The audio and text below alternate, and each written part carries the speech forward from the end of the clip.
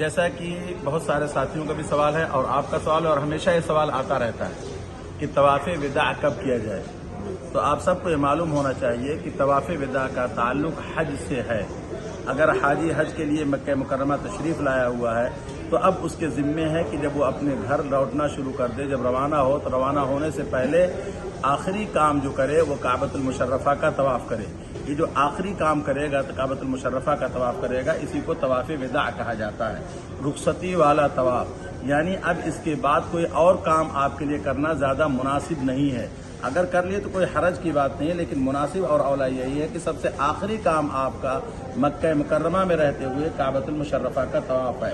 اور طواف اسی طریقے سے حجر اسود سے شروع ہوگا اور حجر اسود پر ختم ہوگا. اس کے بعد 2 رکعت نماز جو واجب ہے، طواف کے بعد 2 رکعت نماز جو ادا کی جاتی ہے وہ واجب ہے، اس کا ادا کرنا ضروری ہے.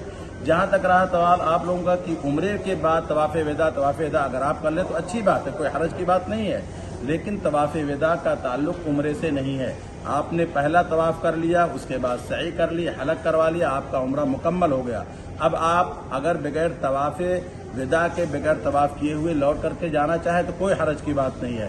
البتہ مناسب یہ ہے کہ جب تک آپ مکہ مکرمہ کے اندر ہیں، کعبۃ المشرفہ کے صحن میں حاضری دیتے ہیں، اس وقت تک آپ طواف کرتے رہیں. چادر دونوں لپیٹ لی، حرم کے اندر چلے گئے، طواف کر کے چلے گئے، بہت اچھی بات ہے، عمدہ بات ہے. اور اگر جو ہے آپ نے کوئی طواف نہیں کیا کسی مجبوری کی بنا پر تو کوئی حرج کی بات نہیں ہے. اللہ آپ کو بھی قبول فرمائے، ہمیں قبول فرمائے. دوسرا سوال انشاءاللہ.